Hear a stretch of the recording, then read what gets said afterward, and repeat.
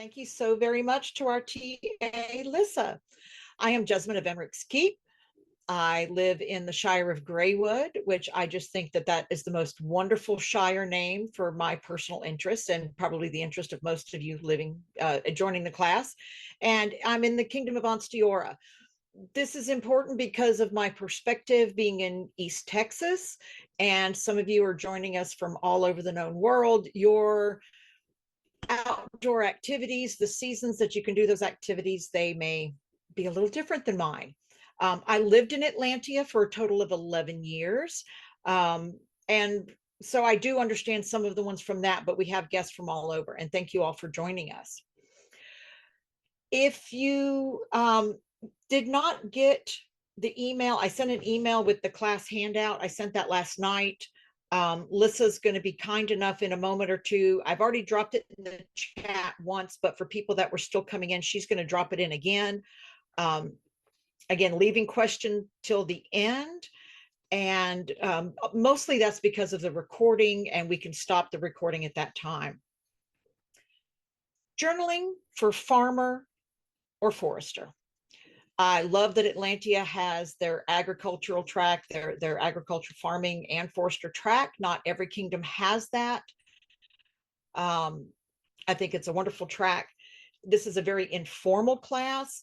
I will be touching about some journaling in history, but the primary goal is for journaling that we ourselves, products of our local time and environment, will be using. If you have the handout, pretty much I'm going to go along that, but then I'm neurospicy and I'll get a little tangential tidbits thrown in there for you. But the primary important information is all in the handout.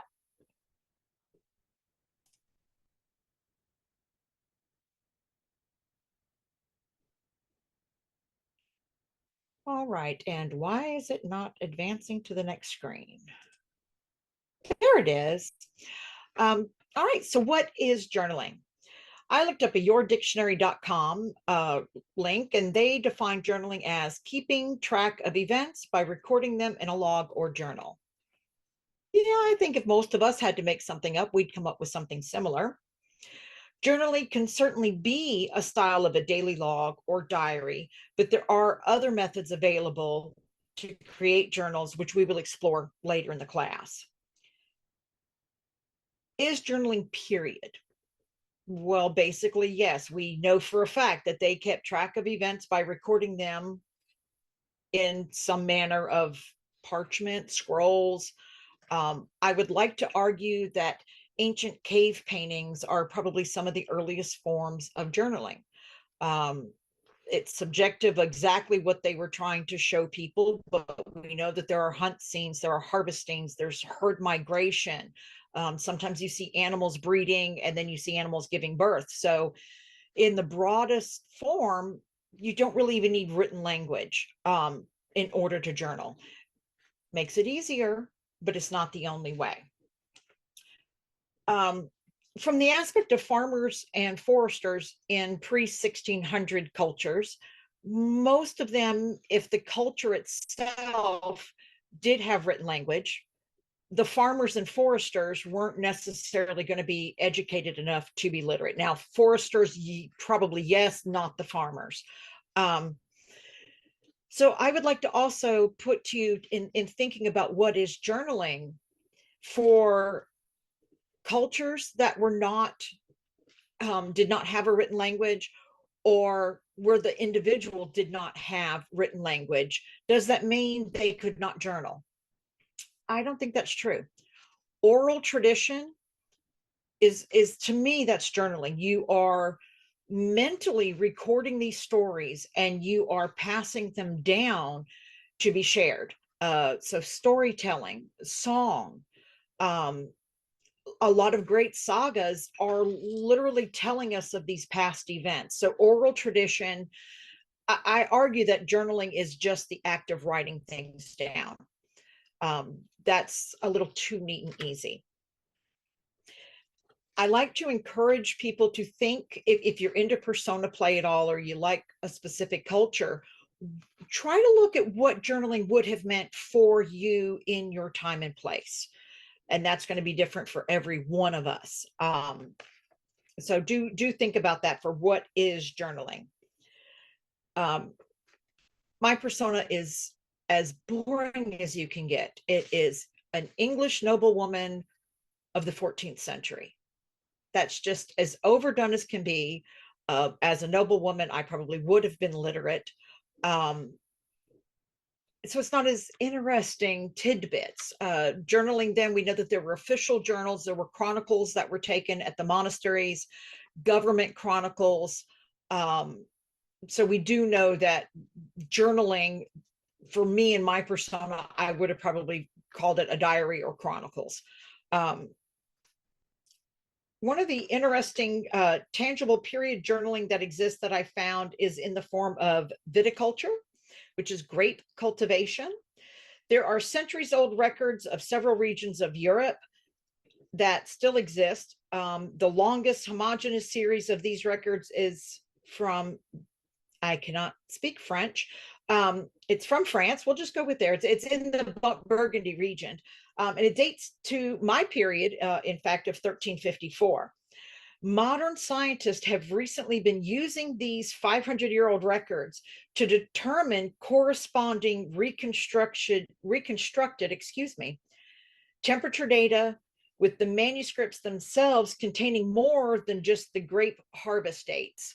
The documents on grapes refer to the variety, when they were harvesting, also the specific date that they harvested, the ratio of male to female laborers, lots of additional information that was in there.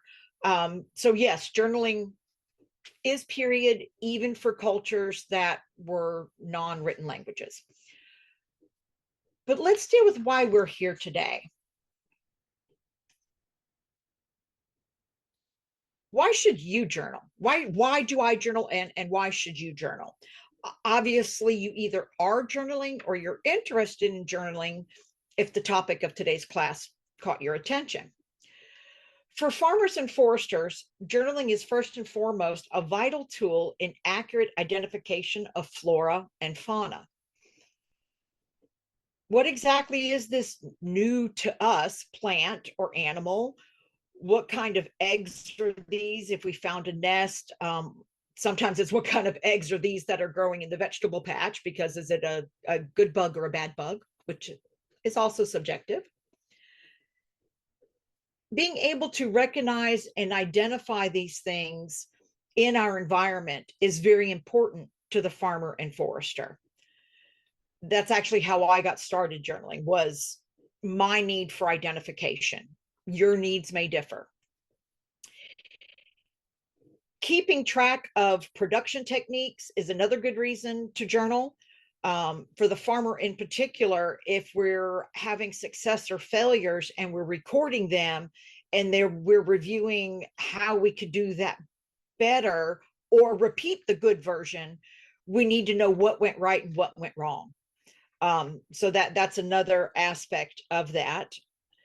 Also, for foresters, I can't speak for the period foresters, but when you're doing land management, you need to keep record of what worked, what didn't work. When did you coppice this wood? When did you pollard this wood? When did you ditch these berms, made some dead hedges? Because they're going to require maintenance. Everything was a bit of a cycle. Was it a cycle that was yearly? Was it a cycle that was every 2 or 3 years? Some of those cycles were every 5 to 10 years. You needed to have records of when those things were done so that you would know roughly when they were going to need to be done again, or where the next person could look at your records and say, oh, it's almost time for us to do XYZ again. In addition to recording data for your own personal use, journaling is a great way to preserve your observations for sharing with others. This sharing can take many forms, specifically relating it to the SCA, arts and science projects, either for competition or simply for demonstration, newsletter articles, classes, social media, blogs, etc. By sharing your observations, you can potentially inspire and educate others with your love and your enthusiasm for your interests.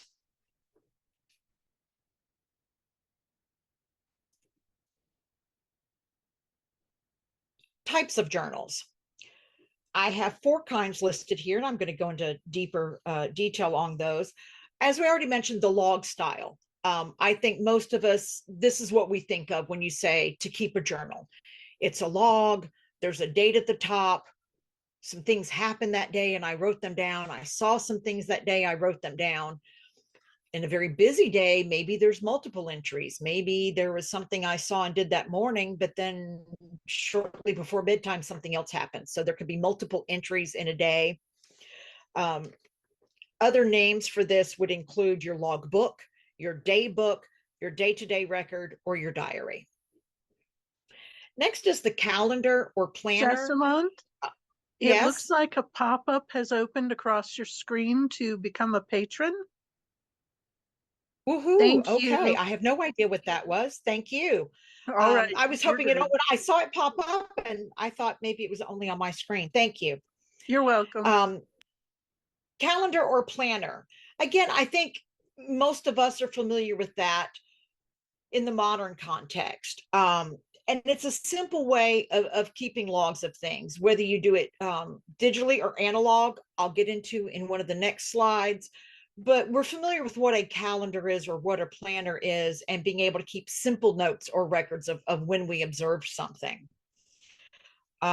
Which this then ties right into the task-based.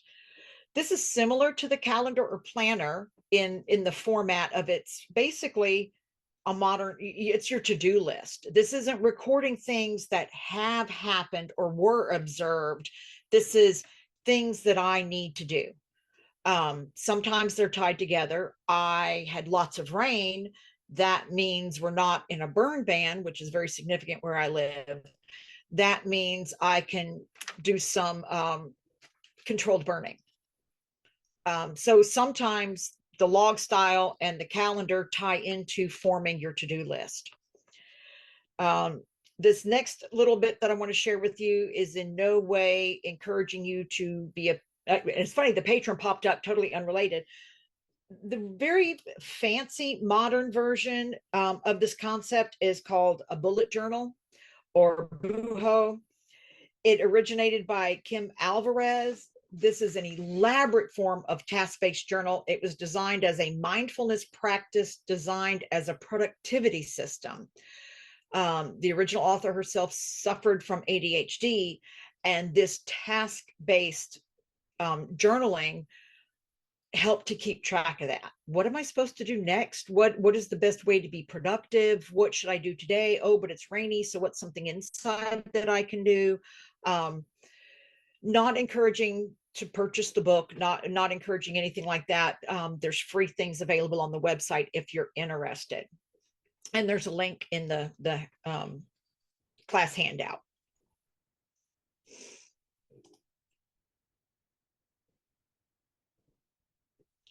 What to include in your journal.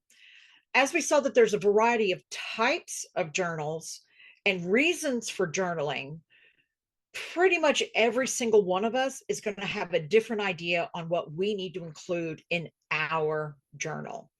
Very subjective. That's why I said the class was going to be informal, because I cannot tell you what you need to include in your journal. You need to figure that out. Okay. But I do have suggestions, and these things will hopefully encourage you in thinking about journaling you're already doing, or ways of modifying your journaling to be more encompassing of what you need to do. I suggest starting off with simple field notes to get in the habit of journaling and what interests you. I will say also that probably, like with most things, the more you do it, you will find yourself naturally modifying your style. Don't start out too big. I'm guilty of this. Again, that neurospicy, I want to do all the things. It's all new and shiny. And then it's overwhelming. And then I set it aside and I don't do it anymore. I've had journalers tell me that's a common thing for them. So start out simple. Mine started with things to be identified, which leads to things you might want to learn more about.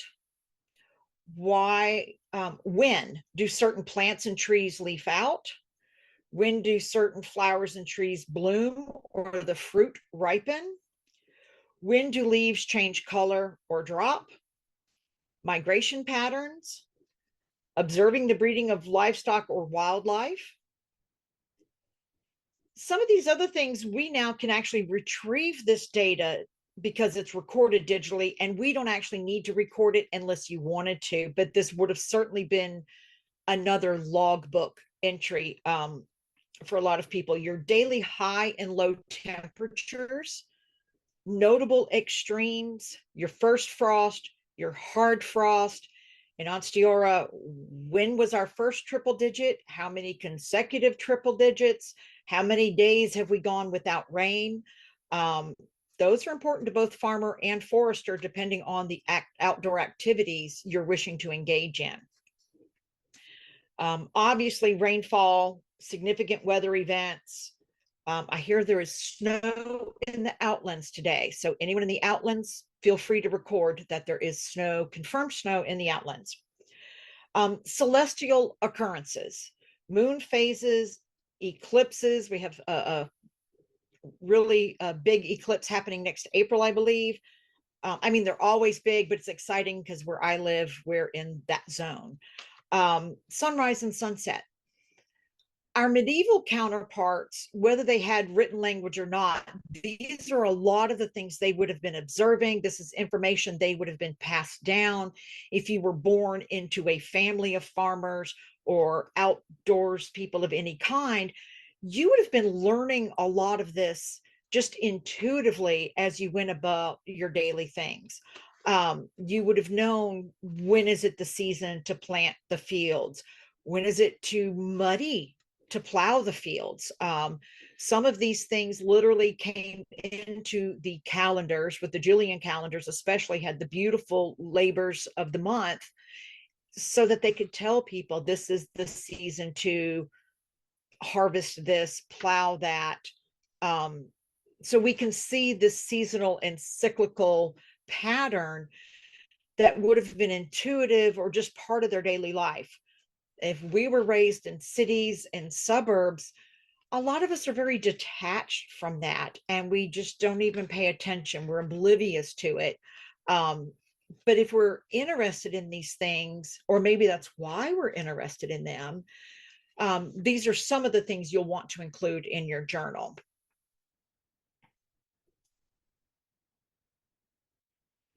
Your field notes, analog or digital. Analog being the old-fashioned pen and pencil. For us, it's on paper. Different cultures, it might have been wax tablets and styluses, papyrus, parchment. But a lot of us use digital. I joked right before the class, I'm half Luddite. I don't do well with technology. Technology apparently doesn't like to do well with me, but I do find myself using digital methods of journaling or keeping track of records. Did I even really realize that's what I was doing? So with field notes and analog, the easiest, again, pen and paper, a little notebook, something that's easy to carry. If you're doing persona play, you're out on a sojourn with a group, you're doing a plant ID walk at an event, and you want to be subtle with it, get you a little leather covered notebook, something that fits in your day bag. You could be as fancy as you want. I mean, go ahead, hand bind a leather one with the parchment that you made from the deer that you hunted, go whatever is right for you. But there's no one right way. What's important is that you're taking the notes and you're recording the information that you need. Digital, again, with the calendar, so many people have the calendar right there on their handheld digital device. You can put some notes in calendars. Most of the digital devices have an area for note taking. Jot something down, put it in there. I find that I use the camera on the phones, handheld devices. I use that way more than I realized because I'm not good at going out in the field and sketching. But I can take a picture, I can show this to others, and I can try looking it up. And I'm like, what is this? Well, using this exact picture, most of us can identify oak leaves. Then we have this green grass-like emerging plant. It's a daffodil. But maybe we didn't know that. Maybe somebody else goes, well, it just looks like grass, because when things are little, they're a lot harder to identify. Using your camera, either storing it on the camera, storing it in social media, in even a private photo album of some kind. You can access them. They're time date stamped. A lot of times, if you can go back and modify the file name, or I will use the Book of Faces private photo albums. Nobody else can see them. You don't actually have to be involved in the social aspect, just using it as a tool. I can drop links. I can go look it up into the universities. We have Lady Bird Johnson Wildflower Center. I can look these things up, and when I feel confident that I've identified them, I can drop those links to myself in the comments, and I now have this record that I can go back and check. So that would be some options of digital. Let's see, did I finish all the digital? I think I did. Oh, I want to hit on this, alternate methods of record keeping. So I actually am an artist, but I'm not good at just sketching live. I could maybe draw a oak leaf here and give you a blade that's coming up, but is that going to be enough of a detail for me to use that for identification?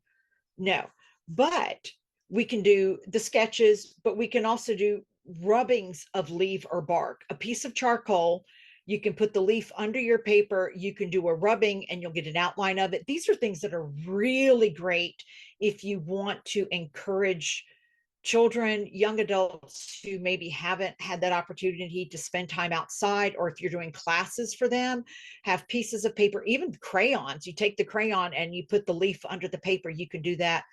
Rubbing on bark to see the pattern of bark. Bark often will identify what kind of tree that is. You can also do pressed flowers and pressed leaves. So if you're wanting to keep it analog, maybe you're like, well, I want to stay away from the digital. I want to do and enjoy the process of the analog, but I can't sketch. Look at some of these alternate things that you can enjoy the process of your journaling.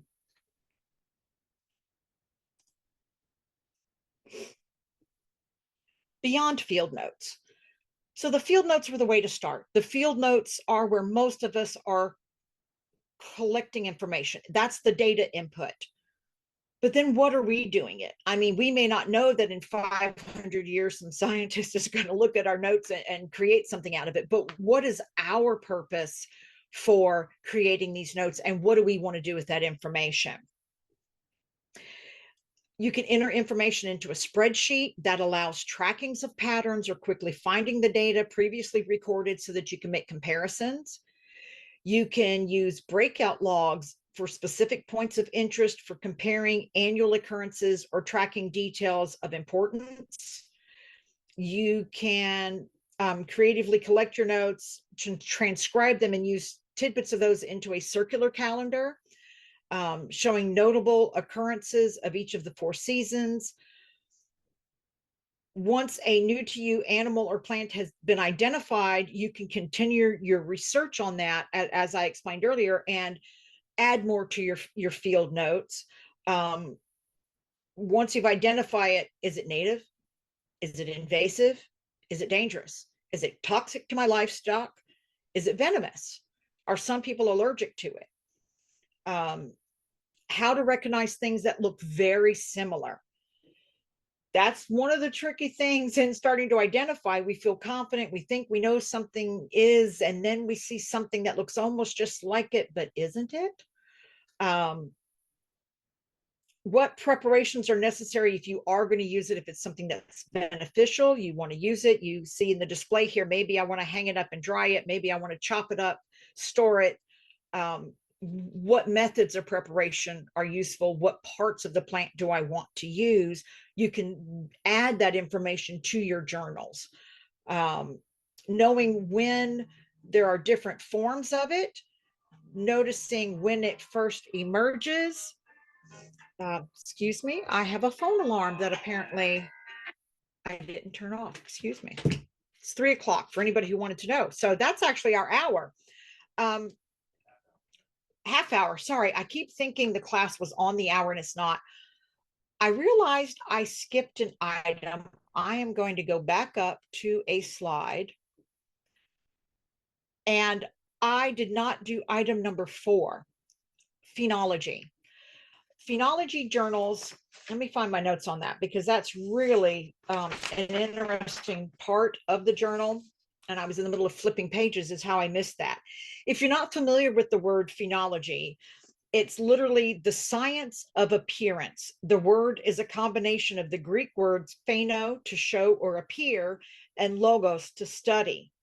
Like ancestral farmers and foresters before them, phenologists are interested in the timing of the natural life cycles and observances in relation to changes of the season.